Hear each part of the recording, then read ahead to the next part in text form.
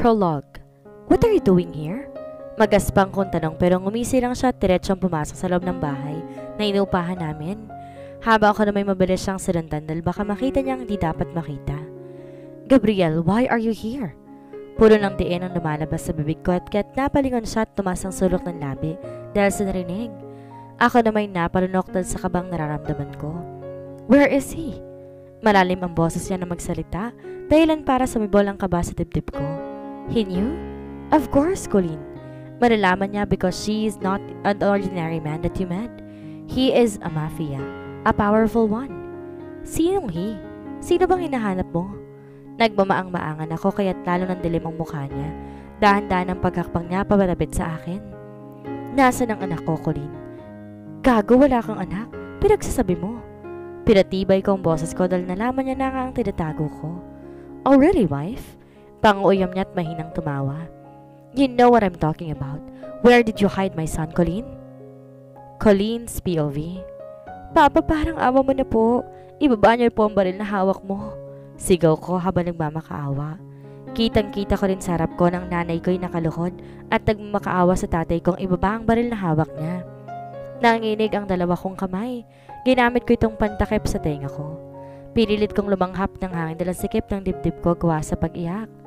Napasigaw na lamang ako nang papatukin niya ang baril. Dahil sa sobrang takot mas lalo pang lumakas ang pag-iyak ko. Nang mag-angat ako ng tingin, di akong natamaan kundi ang pader ng bahay namin. Nang tignan kong muli ang tatay ko'y mas lalang umusbong ang takot sa puso ko. Tuluyang nagdilim ang paningin ko nang ilagay niya sa noo ko ang baril na hawak niya. Napabalikwas ako ng bangon. Habol-habol kong hininga ko na akala mo, hinabol ako ng 10 demonyo. Ramdam ko ang mabilis sa tibok ng puso ko. Nanginginig na rin ang buong katawan ko. Pinalibot ko ang mata ko at nakahinga ako ng maluwag nang malaman kong nasa kwarto ko. Sinapok ko na lang ang sarili ko dahil sa takot na nararamdaman ko. Takting panaginip yan. Sinabunutan ko ang sarili at natawa na lamang sa nagawa ko. Mukha kong tanga. Daan-daan kong tinapak ang paa ko sa sahig at dumiretso sa CR. Dumiretso ako sa paghihilamos at naligo. Nang matapos ako'y lumabas na ako. Habang kinukusot ko ang buhok ko ng tuwalya, biglang tumunog ang cellphone ko. Baby is calling.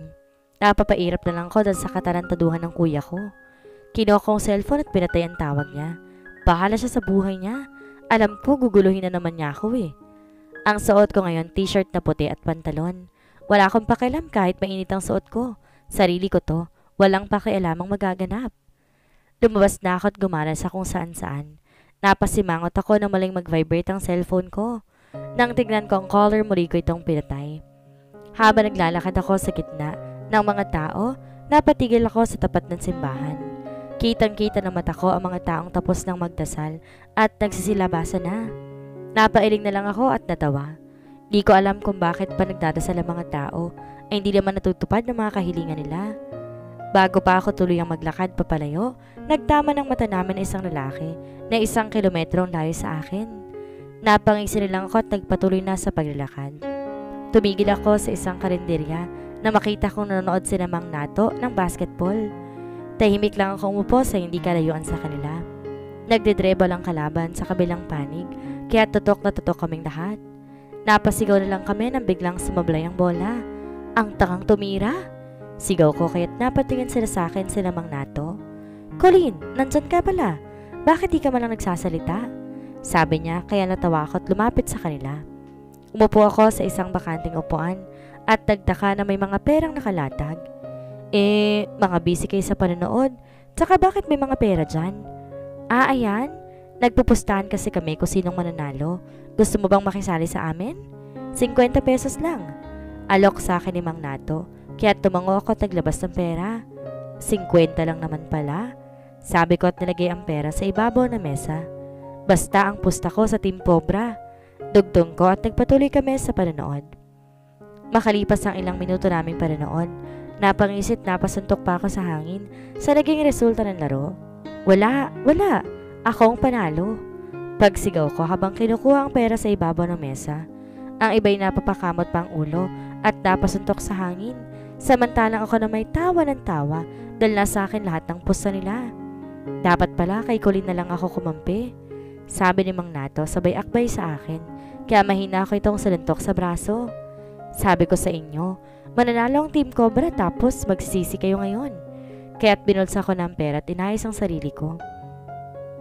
Mas lalo ko pa silang inasar na ipakita ko mga perang ipinampusta nila. Patay kayo sa mga asawa ninyo pag uwi. Mas inuna nyo pang magsugal kaysa bumili ng gatas ng mga anak ninyo. Sige na, aalis na ako, salamat sa pera ninyo. Sigaw ko at lumabas na ng karinderya. Sumipol-sipol pa ako habang naglalakad at nakapamulsang dalawa kong kamay. Pumasok ako sa isang fast food chain at umorder. Umupo ako sa tabi, nagsimulang kumain. Habang kumakain napatigil ako saglit dahil nararamdaman ko may nakatingin sa akin. Tahimik ko lang nilibot ang mata ko at tama nga ako. Sa tapat kong mesa nakatingin sa akin isang lalaki. Gwapo to at maputi. Nagulat ako na bigla itong umiti sa akin kaya bigla akong seryoso ang mukha ko. Binilisan ko na lang ang pagkain ko dahil naiirita ako sa lalaking katapat ko. At nang matapos na ako, tumayo akong bigla at nagmamadaling lumabas. Binilisan ko ang paglalakad. Dumaan sa isang eskinita para mapabilis ang pag-uwi sa amin. Habang naglalakad ako, iniisip ko ang lalaking kaharap ko kanina. Natawa akong bigla dahil sa naisip ko. Mukha siyang ewan habang nakatingin sa akin. Pagligo ko sa isang eskinita, may bigla na lang humarang sa akin na 3 lalaki at namukhaan ko silang lahat. Aba Asyong, nakalayo na pala kayo? Pagbibiro ko at sumandal sa pader. Napangisi naman si Asyong, lumapit sa akin ng kaunti. Gago ka talaga, Colleen. Sigaw ni Asyong at inambahan ako ng suntok. Kaya bigla akong yumukot na suntok niya ang pader. Nakita ko pa sa gilid ng mata ko nang biglang gumalaw ang dalawa niyang kasama. Kaya umikot ako paharap sa kanila at sinuntok sa mukha. Nabigla na lang ako nang sinakal ako ni Asyong.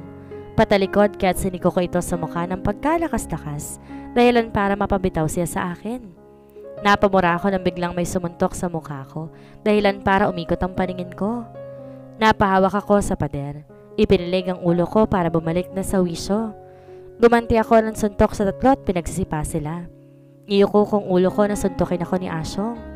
Bigla ako itong itinulak sa pader at sinuntok sa mukha. Hinawakan ako ng dalawa niyang kasama sa magkabilang braso kaya nagpupumiglas ako. Anong akala mo, Colleen? Tapos na tayo? Hindi pa. Sigaw niya sabay suntok sa mukha ko kaya't nalasahan ko ang sarili kong dugo. Asyong!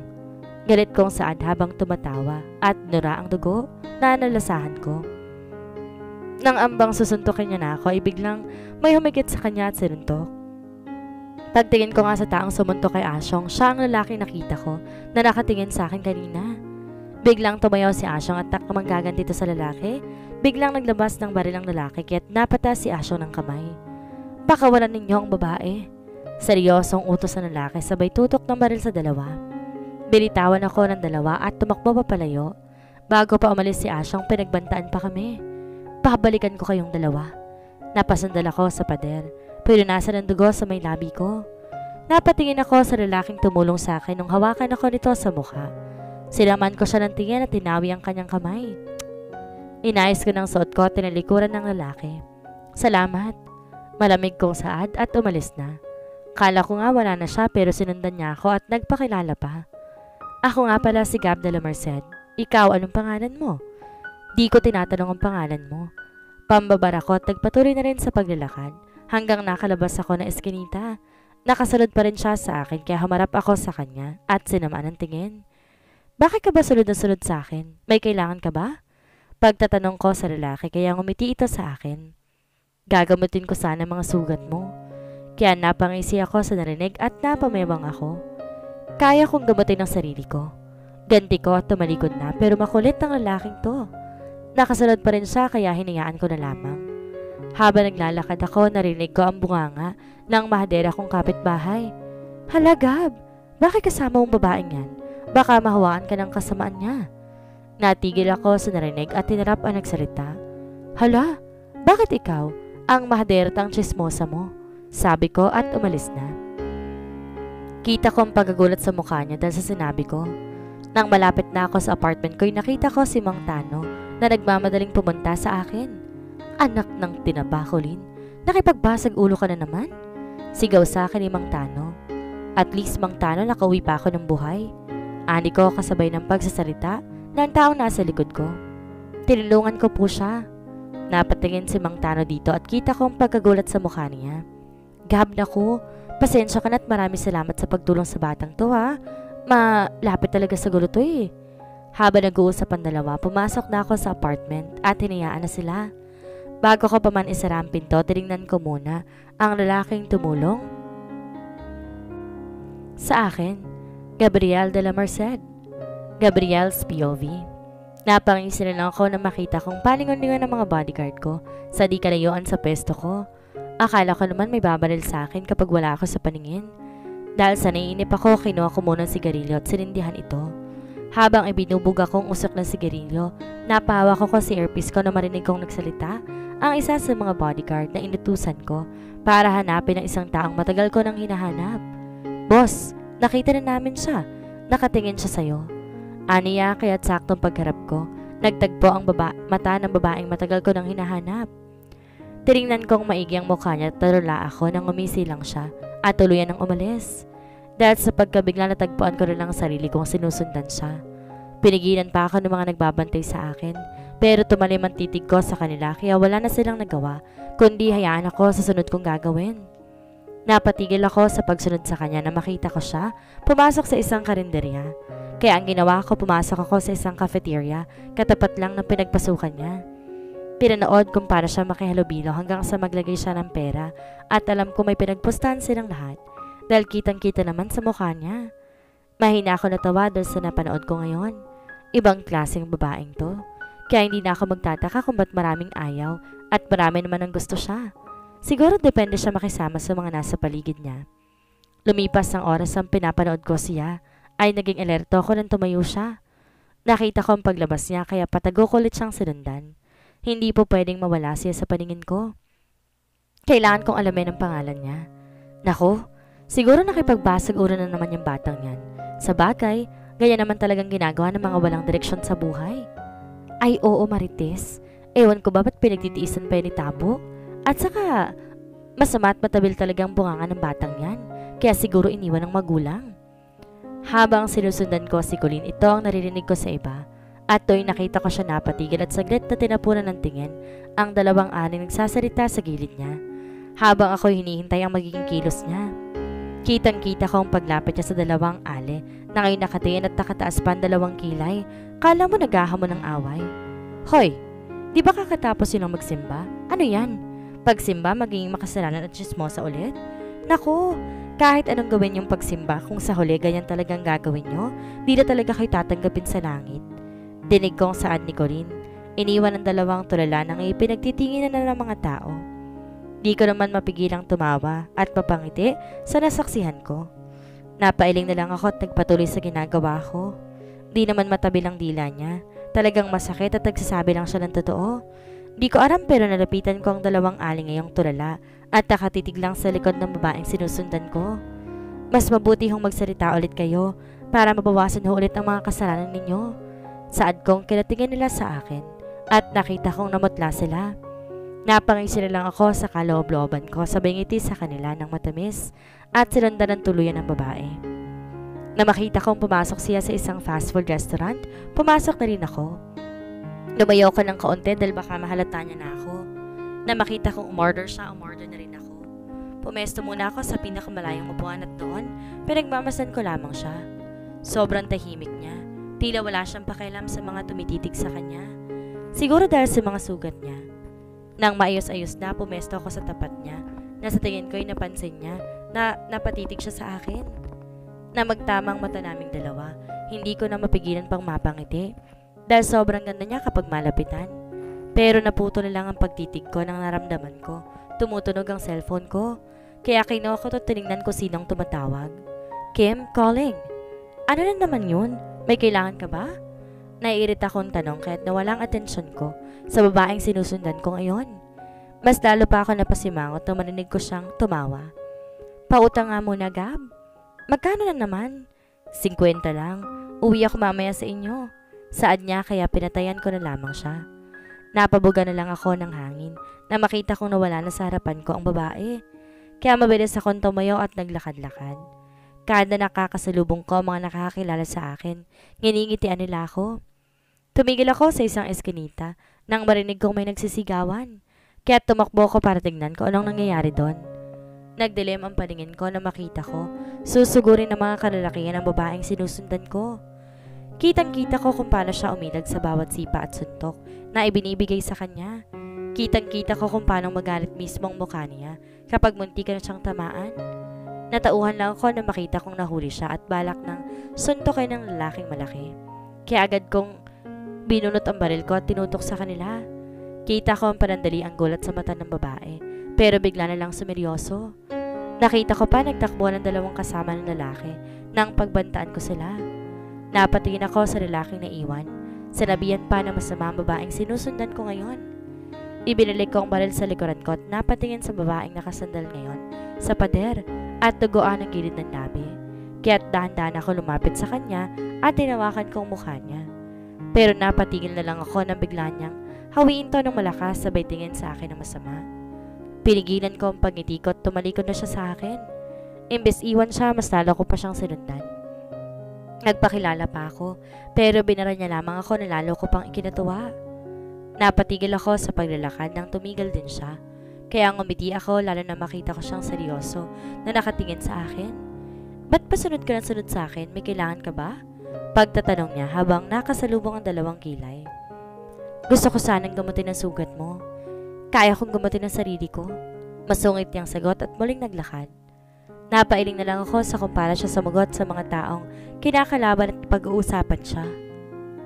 Kating-kati na akong malaman ang pangalan pero talagang nagsusungit siya sa akin na tila hindi siya sanay na may sumusunod sa kanya. Napatigil kaming dalawa nang biglang sumulpot si Mang Tano, ang taga-deliver minsan ng tubig sa amin. Rinig na rinig kong sagutan nilang dalawa nang tinawag niyang Colleen. Nagulat pa siya na makita niya ako sa likod at ginitian ko naman. Habang nag-uusap kami, bigla namang nawala ang babae, kaya't napakamot na lang sa ulo si Mang Tano. Pasensya ka na kay Colleen ha, talagang matigas ang ulo ng batang yon. Oo nga pala, salamat sa pagligtas sa kanya. Hayaan mo't sasabihin ko na magpasalamat sa'yo. Ayos lang po Mang Tano, Colleen lang po bang pangalan niya? Pagtatanong ko. Colleen Maceda ang buo niyang pangalan. Bakit mo natanong iho? Kaya napatigil ako at mas lalang kumunot ang noo ko nang marinig ang buo niyang pangalan. Kaano-ano niyo po si Jimmy Maceda? Kinabukasan, muli akong bumalik kila Mang Tano upang alamin ang kalagayan ni Colleen. Di ko alam pero imbes na ibang atupagin ko, si Colleen ang inuna ko ngayon. Nakailang katok na ako bago pa nila ako pinagbuksan. Kitang-kita ko ang gulat ni Mang Tanong bumungad sa kanya at ako nang dooy nataranta dahil sa dali-dali akong pinapasa sa bahay nila. Narinig ko pa itong sumigaw na maghanda ng kape at tinapay para sa akin. Ba't ang aga mong naparito, Gabriel? May kailangan ka ba? Kakamustahin ko lang po sana si Colleen.